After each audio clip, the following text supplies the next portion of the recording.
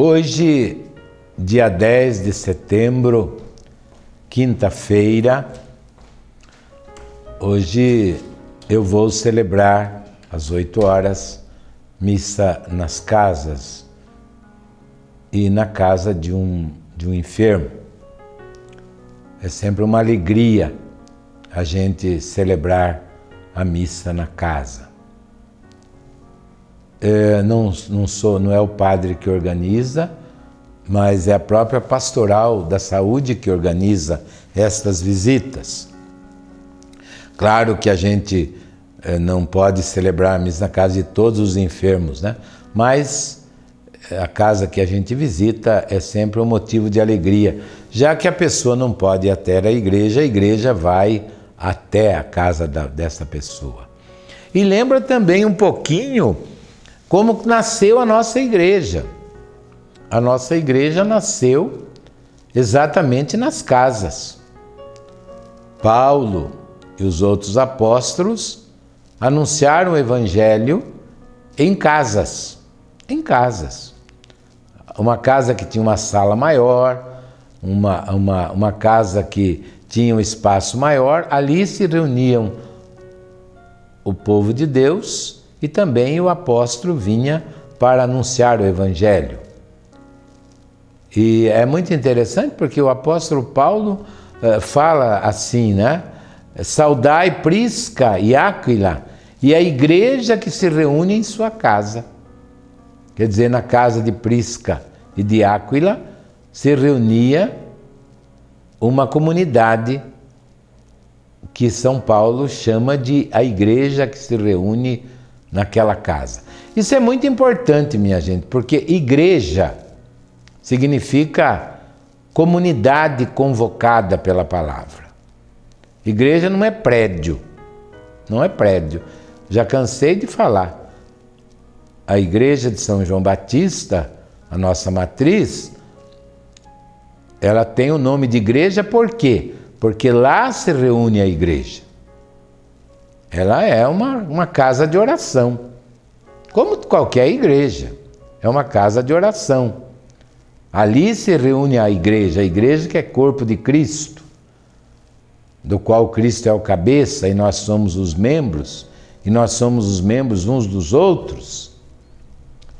Então hoje nós vamos celebrar na casa, eu não tenho aqui o nome da pessoa, e nem convém também, né? Porque é uma missa mais restrita à família e aos vizinhos. Não é para muita gente. É mais uma palavra que nós vamos dizer àquela pessoa em nome de Deus. Mas vamos então voltar aos 10 mandamentos. Diz lá: eu sou Javé teu Deus que te fez sair do Egito, da casa dos escravos.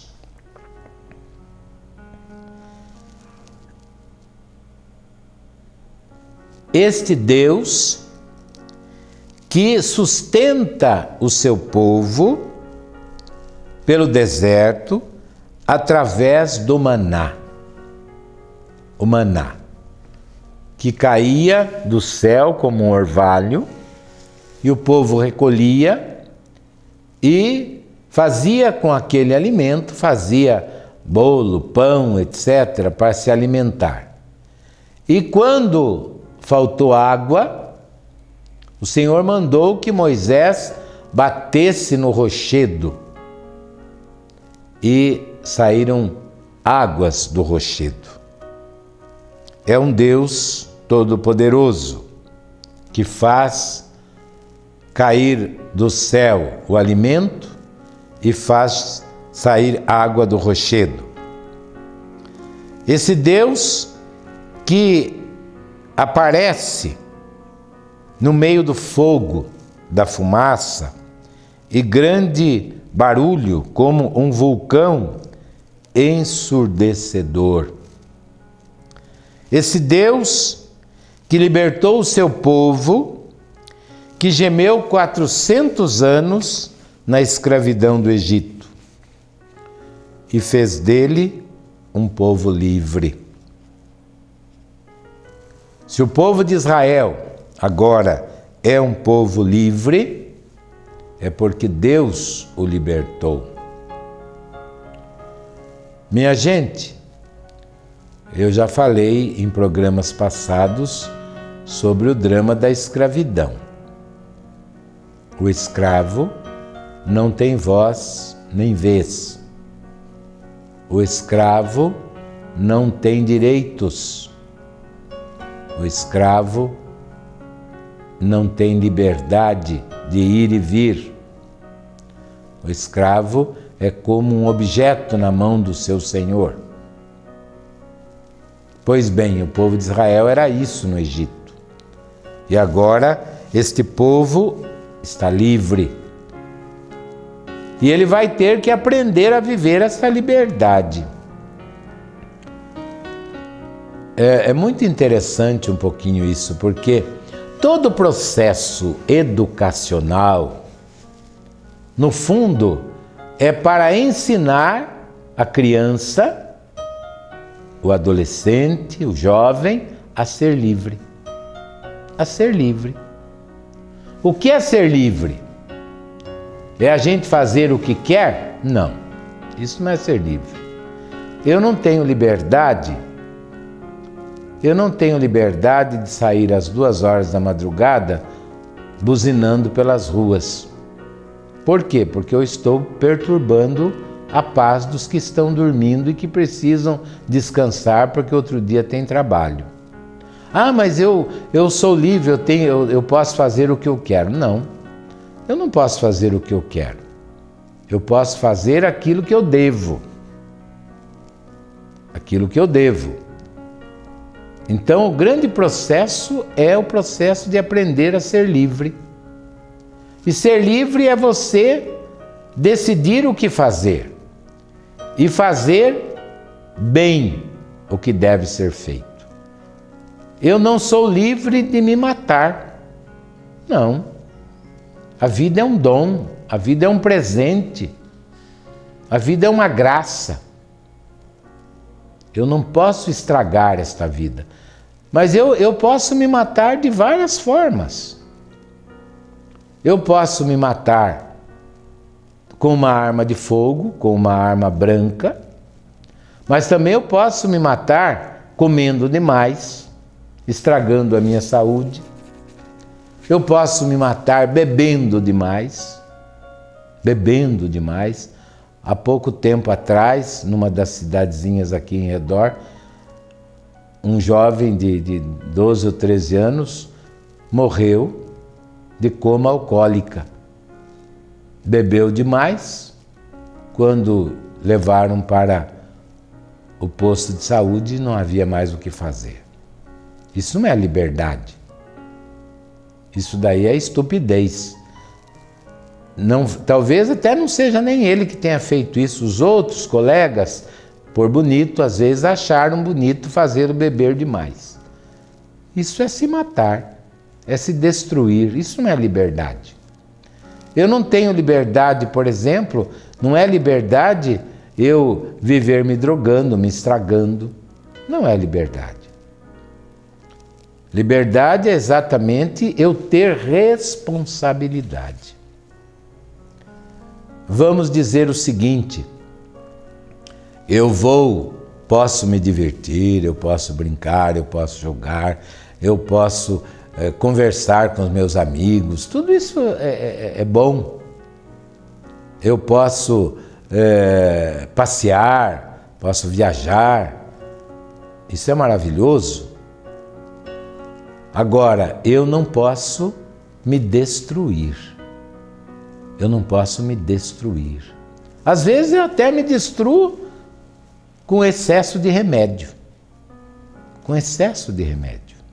Misturando remédio, tomando remédio demais. Não, para isso existe um médico que vai me dar uma receita honesta e correta.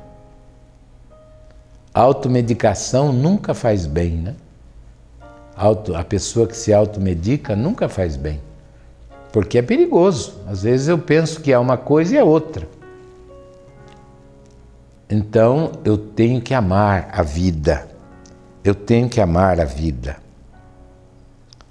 E isto a gente aprende pela liberdade, pela formação da liberdade.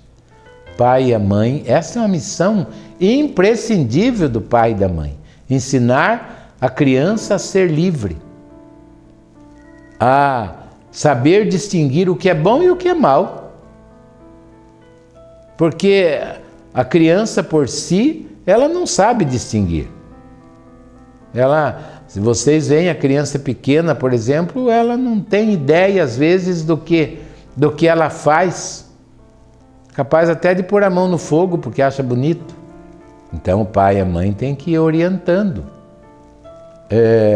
E também ensinar a criança a se comportar num determinado ambiente, num determinado lugar.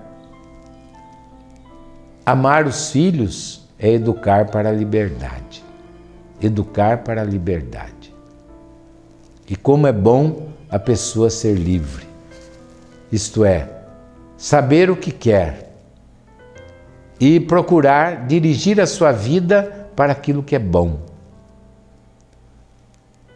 Eu tenho uma definição de liberdade. Fazer aquilo que é bom, aquilo que me realiza, aquilo que me torna feliz, mas sem prejudicar o próximo. Eu não tenho o direito de construir a minha felicidade sobre a infelicidade do outro. Isso é muito sério. Há pessoas que querem subir na vida pisando na cabeça dos outros. E às vezes a gente sabe em alguma empresa, por exemplo, que o fulano almeja um determinado cargo e ele vai lutando, trabalhando até passar por cima dos outros. Isso não é liberdade. Isto é ganância. E não tenha dúvida, quem faz isso um dia receberá a mesma coisa. A gente tem o direito de querer subir, de querer melhorar na vida, mas não à custa do próximo. O próximo também tem os seus direitos. A minha liberdade vai até onde vai a liberdade do outro. E o outro merece todo o meu respeito. Então, Deus libertou Israel do Egito, da escravidão. Fez um povo livre. Um povo livre. E a partir daí, a partir do Sinai, o povo de Israel vai aprender o que é ser livre. Os 10 mandamentos são a base de toda a liberdade. Em primeiro lugar, eu tenho que aprender que eu sou livre até de amar a Deus. E sou livre de não amar. Eu posso não amar a Deus, eu posso ofender a Deus, eu tenho liberdade para isso. E Deus respeita a minha liberdade. E Deus respeita a minha liberdade. Mas isso não é liberdade, isso aí é libertinagem, quando eu não respeito os direitos de Deus. Ou então quando eu não respeito os direitos do próximo, né? Mas vamos continuar a nossa análise ainda nós estamos na introdução dos 10 mandamentos. Eu sou Javé. As nossas Bíblias traduzem por eu sou o Senhor. O Senhor é uma palavra que dignifica o nome santo de Javé. Javé é o nome santíssimo. O que significa Javé? Javé pode significar Ele é, eu sou, é o existente. Alguns teólogos dizem que Javé significa o ardente, por causa da arvorezinha que queimava no Sinai. O ardente. Javé é o nome que mais aparece na Sagrada Escritura. Quando a gente lê a Bíblia em hebraico, Javé é o nome que mais aparece. Só que o povo judeu nunca pronunciava este nome. Difícil na Bíblia um versículo que não esteja escrito Javé. Difícil. Mas o povo judeu, quando estava escrito Javé, ele pronunciava Adonai, o Senhor. Por isso que, quando a Bíblia foi traduzida para o grego, o nome de Javé foi traduzido por Kyrios. Kyrios, o Senhor divino. Mas também, quando estava escrito Javé, os judeus, por respeito, pronunciavam Shem. Shem, em hebraico, significa o nome sagrado, o nome santo por excelência. Também, em algumas traduções judaicas, está traduzido por o Eterno, o Eterno, o Eterno, o Altíssimo. São todos nomes de respeito para com o nome de Deus. E é interessante, meus queridos, que uma vez ao ano, quando havia o templo, o sumo sacerdote entrava no Santo dos Santos com um pouco de sangue na mão e ele aspergia lá dentro do Santo dos Santos, aspergia a Arca da Aliança com um pouco de sangue, pedindo perdão pelos pecados dele e pelos pecados do povo. Lá ele tinha o seu encontro com Deus, como Moisés teve o seu encontro com Deus no Monte Sinai. E depois de ficar lá algum tempo, no Santo dos Santos, o sumo sacerdote saía e abençoava o povo. E nesta bênção, ele pronunciava o nome santíssimo, Javé. Ele pronunciava. Uma vez ao ano só, ele pronunciava o nome santíssimo, o nome de Javé. Mas durante a leitura, durante todo o ano, o povo, quando estava escrito Javé, dizia Adonai, o Senhor. Ou então o Eterno, ou então o nome Santíssimo. Agora é preciso a gente dizer uma coisa muito, muito importante. Jesus diz no Evangelho que o nome que o cristão deve dar a Deus não é nem Javé, nem o Senhor, mas o nome que o cristão deve dar a Deus é Abba. Abba é o nome que Jesus dá a Deus. Abba significa paizinho, pai. Tanto que ele diz no Evangelho, quando orardes, dizei Pai Nosso. Então, o nome para nós, o nome sagrado de Deus hoje é Pai. É Pai. Mas isso também nos deve lembrar uma coisa muito importante, que nós somos os filhos. Nós somos os membros da família de Deus. Ele é o nosso Pai e nós somos irmãos. No dia do nosso batismo, nós nos tornamos filhos do Pai. Daí, Pai Nosso. No dia do nosso batismo, nós nos tornamos irmãos do Filho de Jesus. É muito interessante que logo depois da ressurreição, Jesus diz a Madalena: ide dizei aos meus irmãos.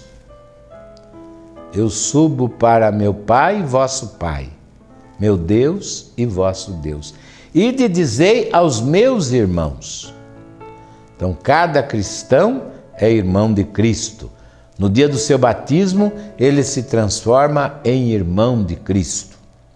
E, ao mesmo tempo, se transforma em morada do Espírito Santo. São Paulo vai dizer na carta aos Coríntios, no capítulo 3, não sabeis que vós sois templos do Espírito Santo e que o Espírito Santo habita em vós?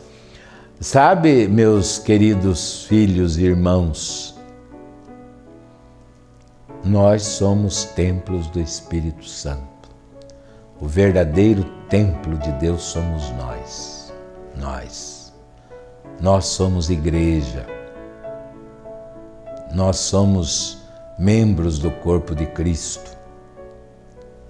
E com esse nosso corpo transformado, glorificado, é que nós vamos louvar a Santíssima Trindade no céu. Cada cristão é um sacrário vivo da Santíssima Trindade.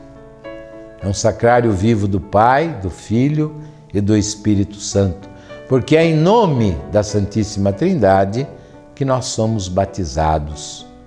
O próprio Cristo diz assim: ide e anunciai o Evangelho a todos os povos e batizai-os em nome do Pai, e do Filho e do Espírito Santo. E toda a bênção que nós damos também é em nome do Pai, do Filho e do Espírito Santo. Toda a nossa oração, quando vai começar, nós começamos em nome do Pai, do Filho e do Espírito Santo. Então nós somos sacrários vivos da Trindade. Meus queridos, então hoje, para nós, o verdadeiro nome daquele Deus que aparece no Sinai é Abba, é Pai. Que maravilha! Nós somos filhos, E o filho conhece o que o seu pai quer. O filho pertence à família do pai. O filho é aquele que confia no pai. O filho é aquele que vê no pai a sua esperança. Ele não teme o pai. Nós não devemos temer a Deus. Nós devemos amar a Deus. São João vai dizer na sua carta: quem tem medo não tem um amor muito forte. Nós devemos amar, querer bem, gostar de estar junto. Temer não é isso. Temer é a gente ficar apavorado, é a gente ficar com medo. Não. Nós devemos, isso sim, amar, ter prazer de estar presente, de dizer: Paizinho, eu te amo. Fiquem com Deus nesta noite e que a bênção do Senhor esteja em cada lar, em nome do Pai, do Filho e do Espírito Santo. Amém. Meus queridos, uma boa noite para todos e obrigado por vocês terem tido a paciência de escutar o Padre João mais uma noite. Amém.